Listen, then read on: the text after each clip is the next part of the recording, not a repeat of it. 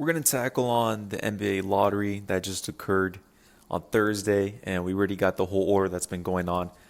Pretty much just want to give my quick take on my initial thoughts, maybe predictions of who I can actually see get picked and kind of going forward from there. So as everyone knows, kudos to the Minnesota Timberwolves who actually received the first pick of the 2020 NBA draft.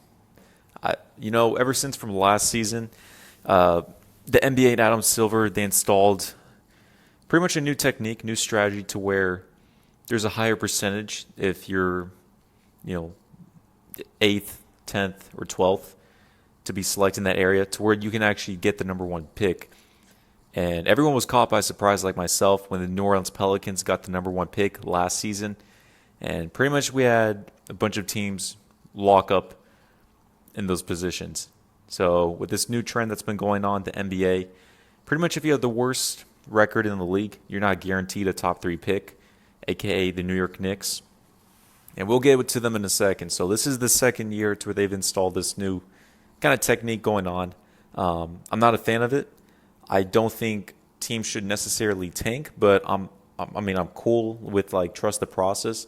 I know Stephen A. Smith was really PO'd about that. Some other NBA fans could have their own thoughts about it. I think if you're a team like Philadelphia 76ers in that time period, you did the right thing. You picked up Joel Embiid. He was hurt. There's really no reason to try to compete and win as much. Now, you want to compete with your young guys, but I don't like when there's teams to where they bring in a bunch of veterans in there. It doesn't make sense with that team. You want to develop the young guys. Trust the process. I was fine with to an extent. And look at where they're at now. They have Ben Simmons, Joel Embiid, and they've always been in that contention of come out of the East. Not this season due to injuries and kind of where they're at, but they'll be fine as it is. Getting back to the point, I don't like how the NBA's installed this new draft order percentage-wise for each of these 14 teams. I was never a fan of it. I didn't like how the Pelicans got their number one pick last season when it probably should have been the New York Knicks or, some team in that mix. But it is what it is. We're going to cover the first 14 picks of the teams, and then I can kind of give my take. So we got the Minnesota Timberwolves at the number one pick. Kudos to them. They're in a really great position. I didn't expect them to get the number one pick. I thought they would probably get around 5 through number 10, kind of in that range.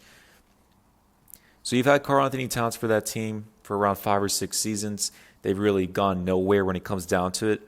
The only progression they've ever had was whenever they picked up Tom Thibodeau with Jimmy Butler. Then you brought in veterans like Taj Gibson, Jamal Crawford, players in that range to put alongside Cat and Andrew Wiggins. I wasn't a fan of the idea because you pretty much were relying on Wiggins and Karl Anthony Towns to pretty much be those young players to grow. They really rushed their own process, and then Jimmy Butler left the next season, and their expectations of a first-round playoff appearance disagreed whenever they missed the playoffs. They still had Tom Thibodeau, a veteran head coach who only made sense if Jimmy Butler was there. And then you still had Taj Gibson and a bunch of vets on the team. It was a whole mess. I didn't like how that went down.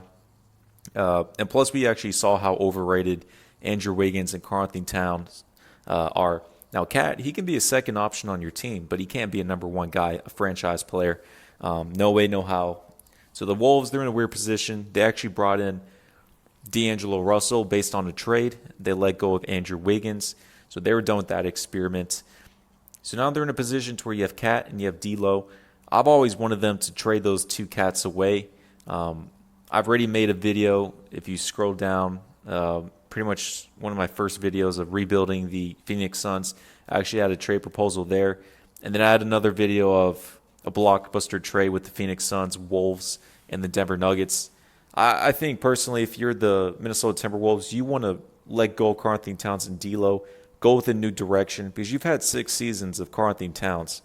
Even if you do experiment with the number one pick, that's another 3 seasons that young player, maybe LaMelo Ball, Anthony Edwards, James Wiseman, they have to develop.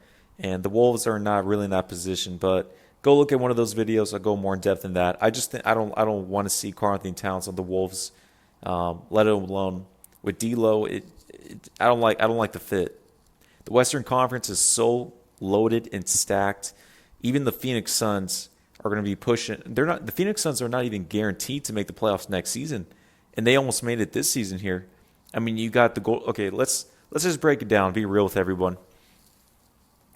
The Lakers, they're going to be in the playoffs next season. Anthony Davis will return. You're still going to have LeBron. So you're going to have the Lakers still in there. You're still going to have the Clippers. You're still going to have the Denver Nuggets. You're still going to have the Utah Jazz. You're still going to have the Houston Rockets. You're going to have the Dallas Mavericks. You're going to have the Portland Trail Blazers. Those are only 7 teams. And then you have the Golden State Warriors coming back from being healthy. That's 8 teams right there. And I don't even know what the Oklahoma City Thunder, if Chris Paul's still going to be returning, or what's been going on with that whole situation as of right there. But, I mean, it is what it is. So, basically, we're in a position in the NBA draft. You have the Minnesota Timberwolves. Now they're trying to push off. You have the Phoenix Suns. Who knows with the Kings? They're still respectable. I think I'm missing around 2 other teams. The Grizzlies, I mean, they had the 8 seed, but then the Blazers beat them out because they choked in the bubble. The Spurs, no, they're not going to be there anymore. They're going to rebuild. Popovich is going to retire. Everything's all over the place. And I don't like this because you have the Wolves and you have the Warriors. The top 2 picks for All-Stars are going to go to the Western Conference. The NBA does not need that. The NBA needs the Eastern Conference teams to have star players and rise up. I mean, if you have the Washington Wizards battling for the 8th seed without a healthy John Wall, that's ridiculous. You have the Brooklyn Nets, a G League team, in the playoffs. It's ridiculous. The NBA needs to be more aware of that. You're going to have an abundance amount of All-Stars in the Western Conference like they always are. There's barely any All-Stars in the Eastern Conference. You need to raise up franchises like the Charlotte Hornets, the Chicago Bulls, the New York Knicks. But whatever, we're stuck where we're at. So number 1, you do have the Minnesota Timberwolves. They're most likely going to go with Anthony Edwards. They're going to roll him and D'Lo in your backcourt. Cat, I want Cat to be moved to the power forward selection if they're going to keep him on the team. You could go with James Wiseman, and you can have Cat at the 4, James Wiseman at the 5. Then you can also go with the LaMelo Ball on your team. I think with the Wolves, they're not going to make any trades. They're going to actually stick with Anthony Edwards as your number 1 pick. Then at number 2, kudos to the Golden State Warriors. Pretty much just resting their all-star players with Clay and Steph from time to time. Draymond a little here and there. And they brought in Wiggins on their team. I don't really care for him on the team. But, we'll see what happens with him. If he can play kind of like a Harrison Barnes type role, but whenever he plays with the second unit, then he can be able to take on the offense, kind of like an ISO Kevin Durant style, based on the mid-range jumpers and drive-in. So we'll see how it goes there. They're most likely, everyone knows they're going to go with James Wiseman. They need a center. They've been really struggling with the center last season. You've had Kevon Looney, and then you've been kind of running some other guys like that. James Wiseman would be a great pick for their team, a 7-footer, young, athletic, and dominant. At number 3, you do have the number 1, you got the Wolves.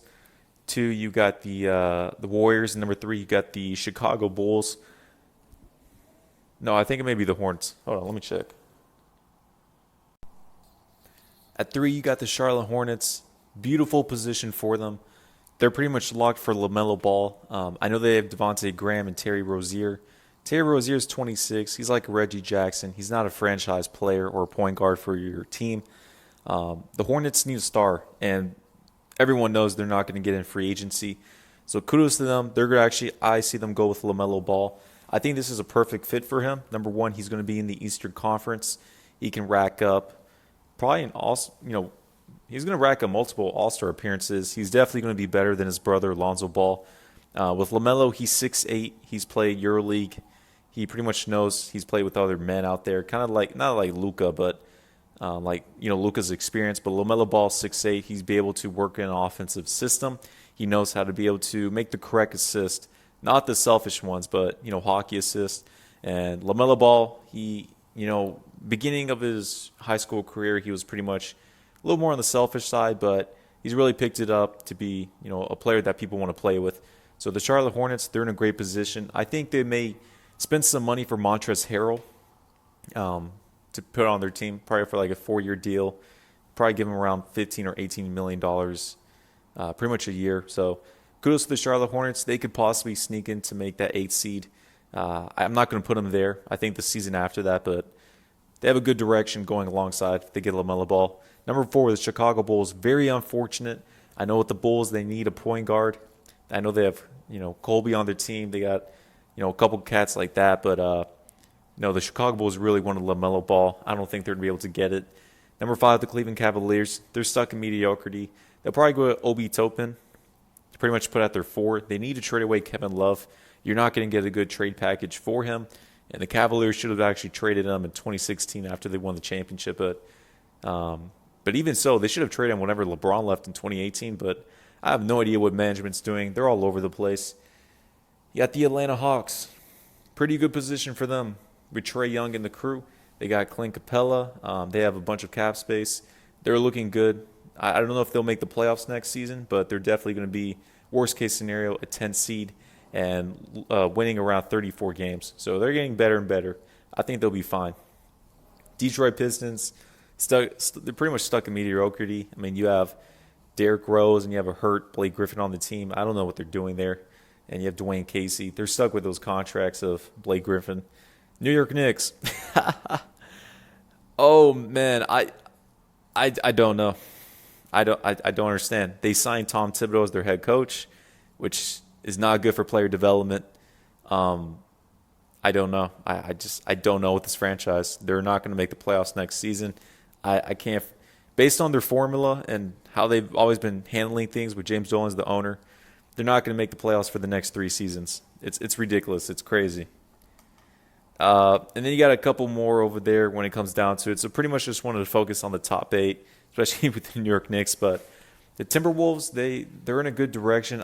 Honestly, for me, I don't like where they're at. I think they should be able to trade Karl-Anthony Towns and let go of D'Lo and bring in new franchise players on their team. Really put in LaMelo Ball in that mix. But I have my own opinion. It is what it is. I just think the juice is gone for the time period with Cat as your quote-unquote franchise player. The Golden State Warriors, I think they won out of anyone else here, getting that number 2 because they were really looking to get James Wiseman pretty much only from anyone else. They don't need any guards. So they're the winners of this draft. And kudos also to number 3 to the Charlotte Hornets. I'm actually excited whenever they pick up LaMelo Ball. They'll be a great franchise to watch, and they'll be great for years to come when it comes down to that.